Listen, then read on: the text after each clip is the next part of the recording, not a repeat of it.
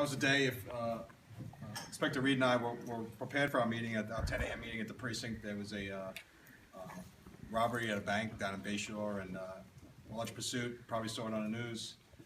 Ended up coming up towards our precinct in the on the expressway, and it led into Nassau County. It ended around where the Seaford Oyster Bay goes into Jericho Turnpike. Well, anyway, there was, Inspector Reed and I aren't, usually the ones going chasing pursuits, but there was a lot of things coming over the radio that day of, different things happening in this pursuit, possible shots fired, injuries, which all proved to be untrue. But anyway, at some point, we jumped in the car and headed to the scene where it ended. 2 arrests were made that day for this bank robbery, and it was a good arrest. When we got there, I have to say there was probably over 100 officers there around the scene, and I want to give a little plug for the 2nd Precinct. I know the public doesn't generally care who puts handcuffs on the bad guy, but out of all these cops there, 2 of our 2nd Precinct officers were able to grab one of them, and if you remember, one of them ended in an apartment complex slightly east of where the Seaford Oyster Bay hits Jericho Turnpike. Apartment complex there. 2 of our plainclothes officers ended up making one of the arrests in there. So, might not mean much to you, a little bit of source of pride. Excellent. For the 2nd Precinct here. You might want to add that was Nassau County. Oh, it definitely was inside Nassau County, yes. So, and just so you know, the other bad guy they separated, 1st Precinct cops, which is the Babylon Precinct. If you're not familiar, 1st Precinct officers, I believe, grabbed the other bad guy. And we hold them all back to Suffolk County. Thank you. One injury too. A Nassau officer actually caused the accident with the bad guy's vehicle. He was slightly injured. One of my cops who made the arrest was slightly injured, but nothing serious. I had planned for the January meeting. I had planned to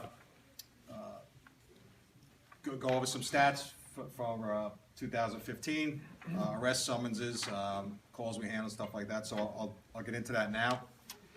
As far as arrests, between the uniformed officers and detectives in the 2nd Precinct, we had slightly over 3,100 arrests for the year. Nice. Out of that, 196 were for DWI. Summonses, a little over 2,100 total, of which 1,100 were parking tickets. And calls for service, which means 911 calls, we had just under 70,000 for the year, for 2015. So, a lot going on, a lot going on. Wow. And as far as the stats for the 2nd Precinct, I'm kind of going to give you a little comparison of where we stand amongst the 7 precincts here. 2nd Precinct had the least amount of larcenies, the 2nd least burglaries, the 2nd least assaults. As for numbers, we were the larcenies, we were down 9% from 2014. Burglaries, we were down 38% Wow. from 2014, and assaults, we were down 20%. Usually the precinct that has the least amount of these incidents, but when I mentioned we had the 2nd least, it's the 4th Precinct in Smithtown that had the least in those categories. We were the only precinct that fatal accidents actually went down in 2015, and we had the 2nd least amount of fatals for all the 7 precincts, fatal accidents. So that's that's one of the stats we pay attention to. Obviously, we try to conduct enforcement at those areas where we have fatal and serious physical injury accidents. That's where we try to focus our enforcement efforts on throughout the precinct. I might have skipped over this at the beginning. I will introduce our usual officers and myself. I don't know if there's any new faces here, but I'm Inspector Christopher Hatton. I'm the CO of the precinct. That's Officer Claudio Delgado, Officer Anthony Ideveo, Officer Angelo Ferraro, and Eamon. Common spelling. Thank you. Thanks, Eamon. The usual format is I'll go down some noteworthy events that we've had since our last meeting, and then if anybody has any questions or if you want to bring up any specific problems from your neighborhood. If you don't feel like talking out in front here, feel free to meet one of the officers afterwards. We had the place till probably 8:30. We have a small crowd here today, but the the library folks like to be locking the door at 9 o'clock and walking out, so we don't want to run late on them. So as far as noteworthy events, you'll mostly remember this, January 3rd, up at the library on Main Street. We arrested a Huntington man who inappropriately touched an 8-year-old girl at the library. A guy by the name of Christopher Hatton posted an 8-year-old girl. Woman was at the counter with another daughter, and this guy who's I think somewhat homeless picked her up, brought her behind a pillar, and inappropriately touched her. We had it all on video. Child escaped, ran back to her mother, and he left the building. Worked out pretty good. We had uniformed officers respond to the scene. They looked at video of the incident, broadcasted other officers. Other officers arrested the guy on Main Street. So we wrapped up that case within a half hour. It was a good case, good arrest.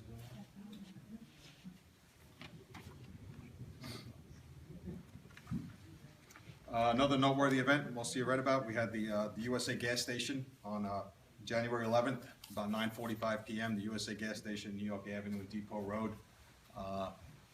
We had to this point, still unknown subject, approach from Depot Road.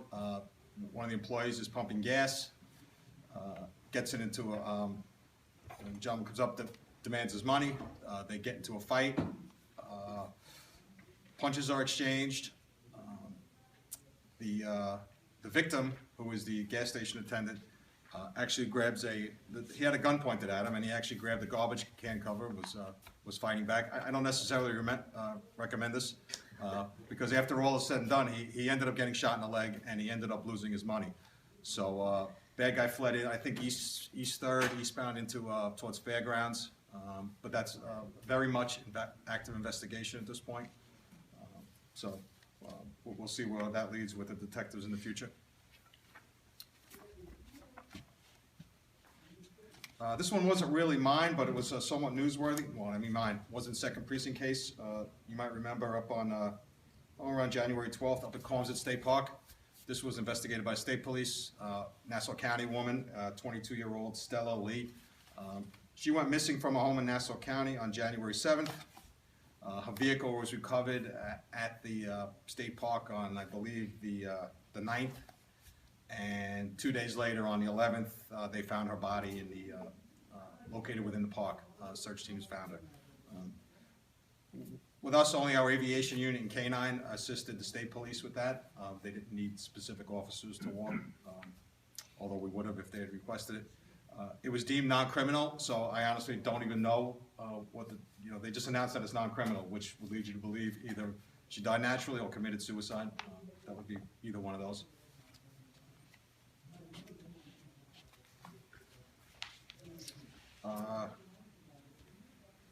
Wednesday, February 2nd, 4:30 a.m., we had 3 gentlemen driving, I believe, westbound on Fort Salonga Road. One car serious accident into a tree. The driver and a rear passenger expired at the scene, and the other gentleman was taken to the hospital with serious injuries. Leyland Akampora was the operator of the vehicle. Leyland was 26 years old of Hapog, and a gentleman by the name of Woody Zalman, 26 years old of Comac, was seated in the rear seat, were pronounced dead at the scene.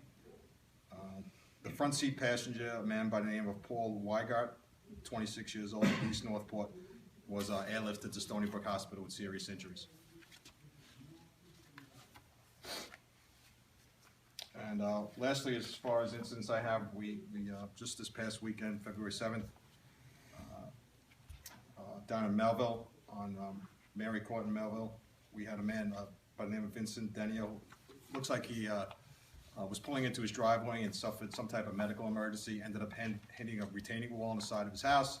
His vehicle flipped over, and he was also expired at the scene. I mean, it was a medical emergency. We still handle it as a serious type accident. So that's under investigation right now.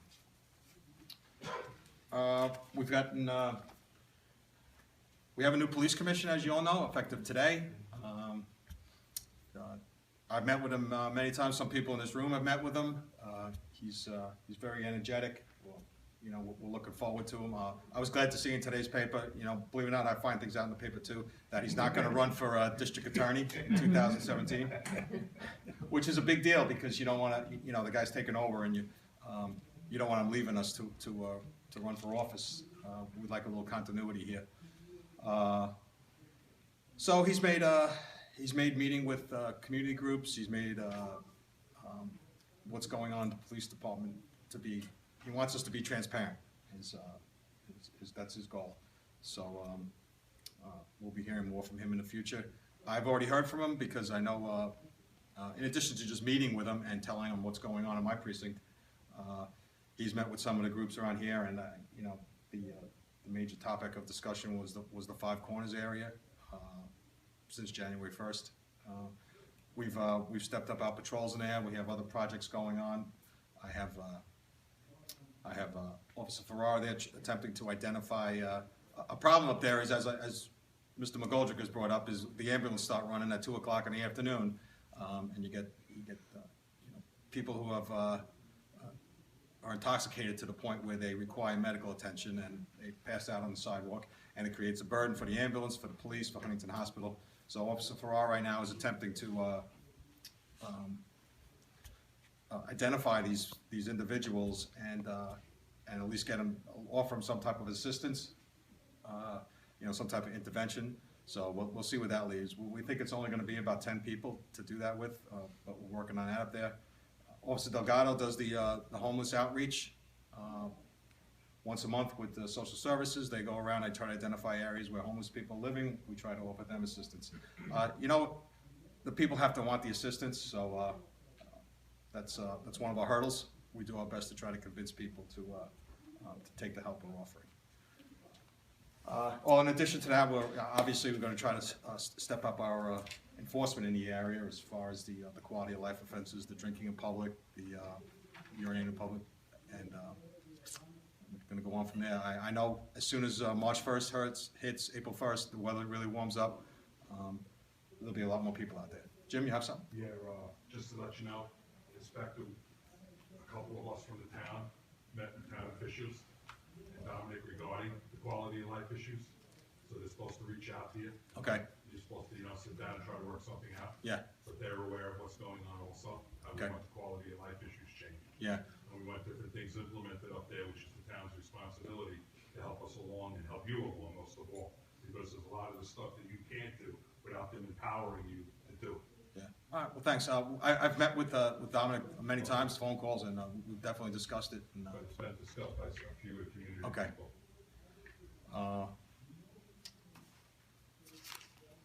That's really all I had for the specific community events. June. The bank robbery. Oh, geez, you know what? My bad. We had I have it here somewhere, but 2 bank robberies in this precinct, both at the Roslyn Savings Bank, which is on Jericho and Huntington Station. The cross street escapes me right now. But December 29th it was hit, and then once again, I think around January 19th, somewhere. Anyway, about a week later, these 2 or 3 suspects, there was actually 3 of them, only 2 of them did my robberies, but there was 3 subjects acting in concert. They did, I think, 8 robberies throughout Amityville, Deer Park, and our Roslyn Savings Bank was the only place here. They were hitting gas stations and banks.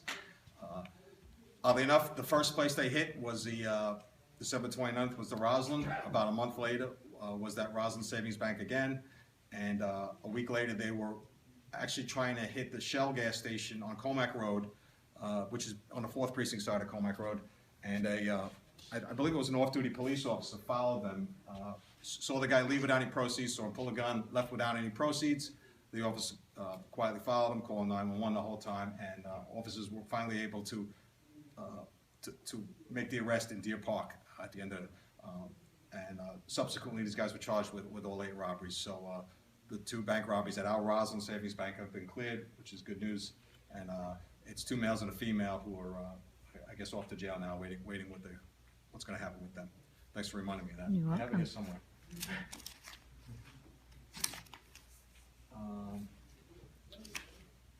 So anybody have Anybody have any kind of questions that they want to bring up? He hears a man in his house, he goes outside, and then he sees the guy coming out the window, and he confronts the guy in his own backyard. The guy says he has a gun and he escapes. That one was just cleared recently through a DNA hit, as you might have read in the paper. What that means, the bad guy left some type of DNA at the scene, whatever it was, and he was in our state system.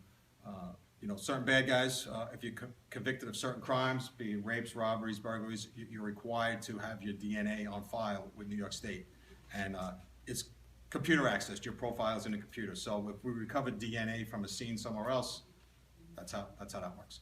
That was clearly laid out in the paper, how that case was solved. So, but that was a good arrest. So, you know, October burglary got solved about a week ago, just on DNA. So it was a nice one. Village is busy. We had three suspects who went around graffitiing 8 businesses and 5 vehicles. They were off in secluded areas of the village where nobody was around, and they were just putting their tags on there for whatever reasons. It's a list of the businesses here. Investigation the next day, as you can imagine, the next day was Thanksgiving Day, so it was hard to follow up and get video, so it continued on from there. And we were able to identify one suspect, which was arrested in December, and then since then another suspect was arrested in January, and that led to the arrest of the third subject, which was last week, Thursday, February 4th, a guy from New York City. So it was a long case, a couple of month case for graffiti and criminal mischief, but we ended up solving it, and it was good to get done.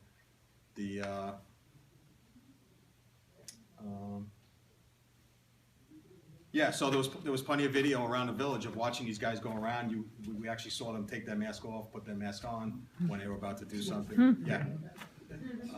And the funny, there was cops all over the place. There was cops all over the village that night. Just, you know, they were kind of in secluded, dark areas doing this stuff. So there was nobody actually witnessed them doing it that night. But it's pretty much solved all through video and surveillance video from the various stores. So were those guys gang related, or was No, it just kids? just, that were looking to destroy something? There's no gang relation in it. Yeah. One boy was from 18-year-old. He was from Huntington. The other 2 guys were from out of town. He knew them from somewhere. They were friends. And the last arrest was made in Manhattan, I believe, last week. So, man, I'll have to follow up with you on that other incident. Yeah, it looked like it was an exercise, I know in the other, they said, I'm unfamiliar with the.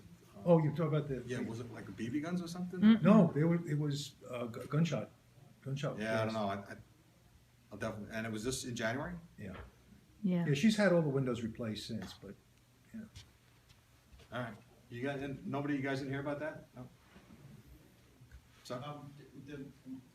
The ID theft guy in Comac, Catcher, I saw News 12. Was that like a pattern crimes thing, or that was just a one-off? I don't know if you're familiar. I'm not, I didn't see that one. No. Yeah, it's a guy named Michael Catcher. He was the ID theft. He stole like $300,000, and these guys like arrested him. So I don't know if that was like an investigation over a certain long period of time. I was just gonna say good arrest. But Oh, okay. yeah, I'm gonna compliment you. Thanks. Good arrest. I'm not familiar with that one. Yeah, It's on News 12. yeah. So.